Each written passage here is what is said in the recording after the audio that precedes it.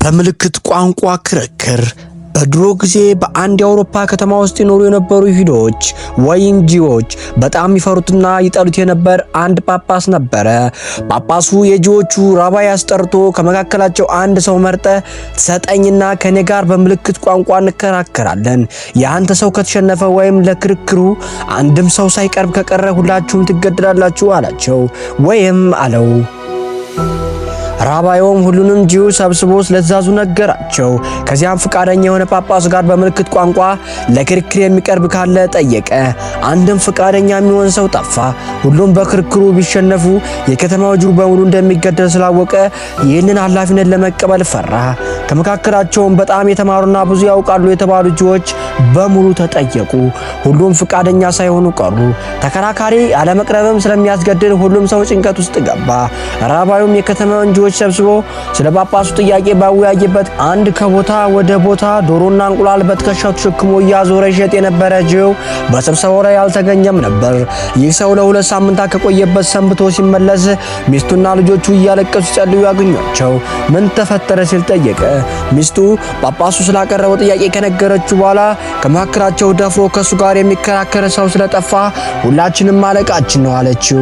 ዶሮ ነጋዴውም ትንሽ ካሰበ በኋላ ለራባይ ነገሪው እና ቀርቤ ለመከራከር ፍቃደኛ ነኝ አላት። ሚስቱም እንዴት ትችላለህ? የተማሩና አዋቂ የተባሉ ልጆች በሙሉ ፈርተው እምቢ ብለዋል። አንተ እንዴት አድርገህ አለችው። በፍርሃት ስሜት ቀርቤ ተከራክሬ ብሸነፍ ሁላችንም የሚጠበቅብን ሞት ነው። ተከራክሬ ከጠፋ ያው ሞት ነው። ስለዚህ ሞክሬ ከተሸነፍ ሁላችንም እንሞት አላት። በዚህም መሰረት ከጳጳሱ ጋር የሚከራከር ቀንና ቦታው ተወስኖ ስለነበር ነጋዴው ከሄደበት ቆይቶ ሲመለስ ወደ ቤቱ ለመሄድና ለመመለስ ጊዜው ስላልነበረው ልሸጥ የገዛውን እንቁላል እና ዶሮ እንደያዘ ወደ ክርክሩ አዳራሽ ሄደ። እሱ ሲደርስ አዳራሹ በክርስቲያኖች ተሞልቷል። ከጂዎች መካከልም ከሚከራከረው ሰው በስተቀር አንድም ሌላ ጂው ከአዳራሽ ውስጥ እንዲገኝ አልተፈቀደም ነበር። ስለዚህ ሁሉም ጂዎች ከማዶ ሆነው በጭንቀት ክርክሩን መከታተል ጀመሩ። ክርክሩ ከመጀመሩ በፊት የክርክሩ አካሄድ ስነ ስርዓትና ግዴታዎች ተነገረው። አንደኛ፣ ጳጳሱ ክርክሩ አበቃ እስካላለ በቀር ምንም አይነት ቃል መናገር አይችልም።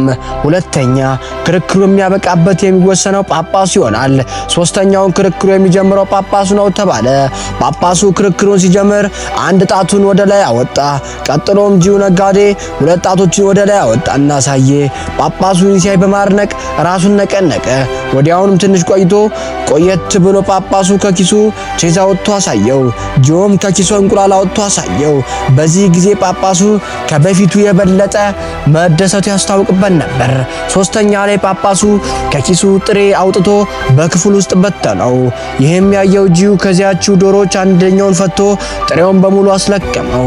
ጳጳሱም ይህን ሲያይ ክርክሩ እንዳለቀ አሳውቆ ሰውየውን በጣም አደነቀው።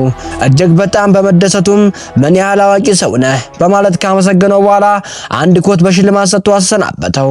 ከማዶ ሆኖ በከፍተኛ ጭንቀት ክርክሩን ውጤት ጠብቆ የነበሩ ጂዎች የነሱ ሰው አሸንፎ ሲወጣ በማየታቸው በጣም ደስም እያላቸው እያለቀሱና እየጨፈሩ ተሸክመውት ወደ ቤተ መቅደሳቸው ሄዱ።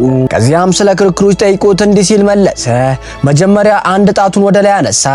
አንድ አይንህን አውጣዋለሁ ማለቱ ስለገባኝ እኔም ሁለት ጣቶችን በማውጣት ሁለት አይንህን አውጣዋለሁ አልኩት። ቀጥሎም ከኪሱ ቼዝ አውጥቶ አሳየኝ።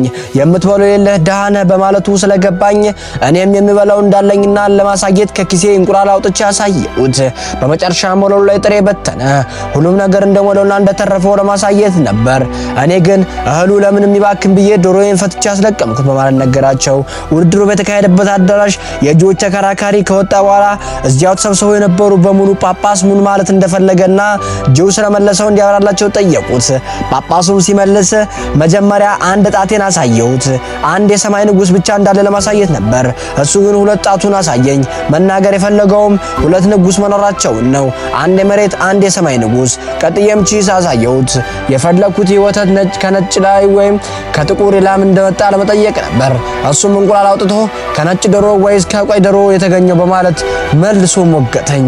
በመጨረሻ ላይ ጥሬ ወለሉ ላይ በተንኩ ማለት የፈለኩትንም እናንተ ጂዎች በዓለም ላይ እንደዚህ ትበተናላችሁ ነበር። እሱም አንድ ዶሮ አውጥቶ በሙሉ አስለቀመው። መልእክቱን መጨረሻ ላይ መሲሁ መጥቶ ሁሉንም እስራኤላውያን ከተበተኑበት ከመላው ዓለም ይሰበስባቸዋል ማለቱ ነበር። የሚደንቅ ዊዝደም ያለው ሰው ነው። በእውቀቱ ምጥቀትን በጣም ከመደሰትም ሸልሜ ሸኘሁት አላቸው።